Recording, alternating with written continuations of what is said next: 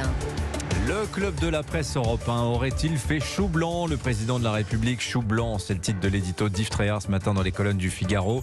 Yves Tréhard plutôt sceptique sur le résultat, l'efficacité, on va dire, de l'intervention d'Emmanuel Macron hier. Le président assez égal à lui-même, pas dos au mur, mais droit dans ses bottes et ambigu sur le sort de la première ministre. A-t-il trouvé la sortie de crise, Emmanuel Macron? Alors, il y a bien eu quelques annonces, comme autant de diversions, diront certains. Beaucoup pensent aussi qu'il n'a rien dit, ou presque, mais qu'il aurait quand même pu le dire autrement. On va suivre aussi aujourd'hui avec attention la 9e journée de mobilisation syndicale. Alors on a loué le calme, l'ordre des précédentes. Qu'en sera-t-il aujourd'hui? Est-ce que les radicaux vont prendre le pouvoir dans les cortèges? Bonjour Carole Barjon. Bonjour Dimitri, bonjour à tous. Grand reporter à l'Obs. Bonjour Charlotte Dornelas également. Bonjour Charlotte. Bonjour. Journaliste à Valeurs Actuelles. Est-ce qu'Emmanuel Macron, pensez-vous Charlotte, a vraiment cherché à apaiser la foule? Je me suis vraiment posé la question hier en écoutant son intervention. Certainement pas, mais c'est-à-dire qu'à la limite, apaiser la foule, c'était compliqué. C'est-à-dire que quand vous êtes le chef de l'État mais précisément, il a réduit la colère extrêmement répandue dans le pays à la foule et à la foule qui brûle les poubelles. C'était quand même assez, d'abord malhonnête de sa part. Tout en disant évidemment à la fin de sa phrase qu'il est pour la liberté de manifester, que c'est très important et que c'est constitutionnel. Donc c'était un enchaînement de phrases à la fois toutes faites, et le fond de son discours, c'était de s'adresser, en effet, bon déjà tout le monde l'avait bien compris quand il avait décidé de parler à 13h, mais c'était de s'adresser à sa base électorale qui avait répondu présent après au moment des Gilets jaunes, c'est-à-dire qu'il n'avait pas traité le début du mouvement des Gilets jaunes. Dès qu'il y avait eu de la violence, il s'était rabattu sur le parti de l'ordre en disant « je serai celui par lequel ces violences ne passeront pas ». Il retente la même chose. Donc vous avez entendu une adresse un peu sélective à son électorat, tout en demandant à sa première ministre d'élargir la majorité prise elle-même de doute. Carole Barjon, c'est compliqué comme message quand même. Oui, c'est très compliqué parce qu'il y avait à la fois effectivement le j'assume, cette réforme était nécessaire. Alors c'est quoi? C'est-à-dire en fait entre Chirac et Thatcher, il a choisi Thatcher, vous pensez? Et pourquoi je l'ai fait ce qui aurait pu être fait bien avant. Ensuite, il y avait effectivement la volonté d'incarner l'ordre et donc il en a pas mal rajouté aussi là-dessus sur les dangers de la rue. Oui. Alors que on a quand même eu affaire pendant des semaines et des semaines à des mobilisations très pacifiques. Donc on voit bien la volonté de s'adresser à une sorte de majorité silencieuse qui craint les débordements. Et puis ensuite, quelques tentations d'ouverture pour la suite, parce que sinon c'est un quinquennat empêché, enlisé. Mais pensez-vous qu'il y croit vraiment quand il dit, par exemple, nous allons produire des textes plus courts, tenter de continuer à travailler sur ces majorités de projets, alors attendez, texte parce par que texte? avant, il y a quand même deux choses dans son message. Il y a la démocratie sociale et il y a la démocratie politique. Sur le plan de la démocratie sociale, il a fait une tentative, un appel au dialogue aux syndicats pour renouer un peu le fil rompu, en parlant, on pourrait parler du travail, de l'organisation du travail, de tas de choses comme ça. Mais dans les mêmes phrases, il lance des pics et des flèches à Laurent Berger, qui incarne précisément aux yeux de l'opinion celui qui a plutôt maintenu les choses de manière calme. Alors il y a une polémique d'ailleurs. Ensuite, effectivement, il y a l'appel à Borne, à Elisabeth Borne, mais il lui donne une mission impossible. Alors vous pensez, parce que effectivement les deux personnes qui comptent dans le discours d'Emmanuel Macron hier, alors Carole l'a dit, Laurent Berger, dont il dit qui n'a pas proposé de compromis. Ce qui d'ailleurs n'est pas faux. Laurent Berger n'a pas proposé de compromis sur les 64 ans. Il renvoie toujours à son précédent projet, celui de la réforme systémique. Et Elisabeth Borne, cette mission d'élargissement qui paraît quand même très incertaine, est-ce qu'il croit vraiment, Emmanuel Macron, à ce qu'il dit? Je ne sais pas.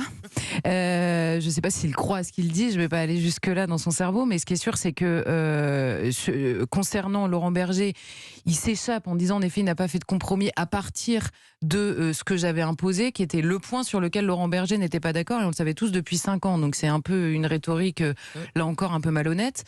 Et en effet, aller cibler précisément Laurent Berger, qui franchement fait le boulot pour calmer tout le monde depuis déjà bien longtemps, Et sous Emmanuel Macron, il devrait se souvenir qu'il a été bien content d'avoir Laurent Berger de nombreuses fois pour gérer la rue, on va dire. Et sur Elisabeth Borne, il l'a soutenue comme la corde soutient le pendu, comme on a l'habitude de dire.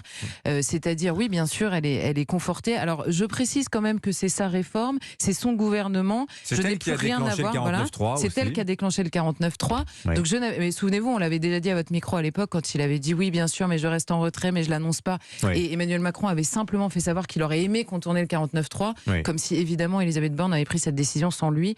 Donc, il se défausse pour mieux se séparer d'elle si nécessaire dans quelques jours. C'est évident. Enfin, c'est quand même une manière de. C'est pas le rôle d'un Premier ministre en même temps, Carole Barjon. Et qu'ils le disent. C'est le rôle d'un Premier ministre, mais à partir du moment où la situation est ce qu'elle est, c'est-à-dire quand même assez bloquée, il est vrai que l'hypothèse d'un accord de gouvernement est sans doute une porte de sortie avec LR possible.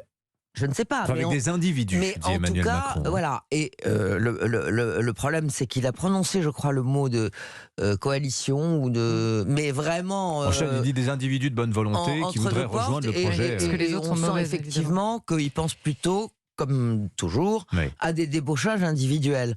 Bon, par ailleurs, c'est peut-être un peu tôt, parce que là, je rappelle quand même que le projet est toujours est au Conseil constitutionnel, qu'il y a quelques mobilisations à venir, et donc parier sur les 40 députés qui n'ont pas voté la motion de censure, pourquoi pas, mais ça peut pas venir tout de suite. Et est-ce que c'est vraiment Elisabeth Borne puis ces 40-là auraient-ils voté la réforme des retraites, qui est la plus qualifiée pour trouver un accord de gouvernement comme ça? C'est vraiment rien moins qu'évident. Bon, allons un peu plus loin. Est-ce que la démocratie est en danger? Est-ce que le régime est menacé? Je vous pose ces questions à dessein, puisque vous avez pléthore d'éditos ces derniers jours, de papiers, ambiance fin de règne, fin de la Ve République, sans parler évidemment des poussées révolutionnaires que l'on voit très nettement à gauche, notamment sur les réseaux sociaux. Hashtag tout cramé. Hashtag tout cramé quand même. Je veux dire, ça n'est pas anodin ces mots-là. Comment vous évaluez la situation? Crise politique, crise de régime également. C'est la une de Valeurs Actuelles cette semaine, Charlotte Dornelas. Oui, alors moi je ne pense pas du tout que ce soit la question de la Ve République qui soit en cause. D'ailleurs, on a suffisamment dit ces dernières années que la Ve République était considérablement affaiblie pour ne pas y voir justement la limite de la Ve République. À la limite, elle est tellement absente ces dernières années que c'est peut-être la solution. Ça ressemble, ce qu'on est en train de vivre ressemble plus à la 4e qu'à la 5e, si on reprend l'enchaînement des différentes républiques. La question derrière la crise de régime, c'est la question justement de la démocratie au sens premier du terme, c'est-à-dire la question de la souveraineté du peuple. À quel moment peut-elle s'exprimer? Je vais prendre un exemple extrêmement précis. Vous avez exactement, quasiment, la même majorité dans les sondages et les enquêtes d'opinion, la même majorité de Français qui est opposée à cette réforme des retraites, et la même majorité, c'est quasiment le même chiffre, qui veut une restriction de l'immigration. Et que font les représentants du peuple? Ils imposent la réforme des retraites contre l'avis majoritaire des Français, et ils repoussent la question de l'immigration en imaginant, alors qu'il pourrait y avoir consensus populaire, en imaginant que ça va il y a trop de tensions à l'Assemblée pour imposer cette réforme. Donc oui, il y a un fossé qui s'est creusé sur les priorités. Aujourd'hui, vous avez des gouvernants qui n'ont pas les mêmes priorités que leur population, qui n'ont pas non plus les mêmes exigences. Emmanuel Macron, cette réforme, c'était Clément Beaune à l'époque, qui avait dit de toute façon, on n'a pas le choix. Elle a été négociée au moment de l'accord financier fait avec l'Union européenne. C'est une réforme qui est demandée par l'Union européenne. On sent qu'il y a un hiatus, on va dire, entre la définition de la démocratie et la manière dont gouverne aujourd'hui, et ça va bien plus loin qu'Emmanuel Macron, évidemment. Un peu comme le thème de la dépossession qu'évoquait tout à l'heure Christophe Guilluy à l'antenne d'Europe 1. Carole Barjon. Non, mais sur la fin de règne, oui. Clairement, on se dit qu'on va être bien plus tôt d'ailleurs encore que ne l'avait été Jacques Chirac lui-même, dont on sait qu'à partir de 2006 et même à partir de 2005, c'est-à-dire après le non au référendum constitutionnel, il restait 2 ans où tout le monde attendait que il reste 4 ans, là. Que ça finisse. Et là, effectivement, il reste 4 ans. Un peu plus. Donc, même. Côté fin de règne, je dirais prématuré, oui. Défiance, oui. Hiatus entre les demandes de l'opinion, tout ça, oui. Mais est-ce que la rivière va rentrer dans son lit? C'est ça la question. Mais pour moi, ça n'est pas une crise de régime. Une crise de régime, c'est quand il n'y a plus de police, quand l'armée se mutine. On n'en est pas là, et j'espère qu'on n'en sera jamais là. Donc il y a une crise politique grave. Ça, oui.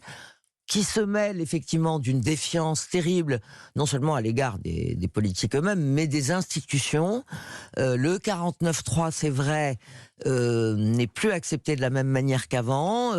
Ça apparaît davantage comme un coup de force. Malgré tout, les institutions tiennent pour le moment. Ouais, mais donc moi, je ne parlerai pas de crise de régime. C'est précisément la question qui est posée en ce moment. Le 49.3, c'est pas tellement qu'il est moins accepté qu'avant, c'est qu'il est prévu initialement pour contraindre une majorité. Oui. Là, il est prévu pour contourner une majorité relative. Donc les institutions ne fonctionnent plus dans l'état actuel de la division des courants politiques. Oui, c'est pas forcément le régime comme modèle d'institution ou de constitution. Le 49.3, il est quand même toujours utilisé quand on n'a pas de majorité. Hein. Oui, mais la question c'est comment il va être accueilli. Qu'est-ce qui va se passer demain dans la rue en fait. C'est autre chose ensuite les réactions. C'est là que pourrait se trouver la crise de régime. Bon, on aura l'occasion évidemment d'en reparler longuement puisque cette question de la Ve République est-elle à bout de souffle sera notre vendredi thématique. Demain, nous aurons des constitutionnalistes, des politologues pour aborder, développer cette question passionnante, inquiétante aussi. Et puis nous ferons évidemment le bilan, la grande journée de mobilisation aujourd'hui. Merci Carole Barjon, la une de l'Obs, vous l'avez dit tout à l'heure.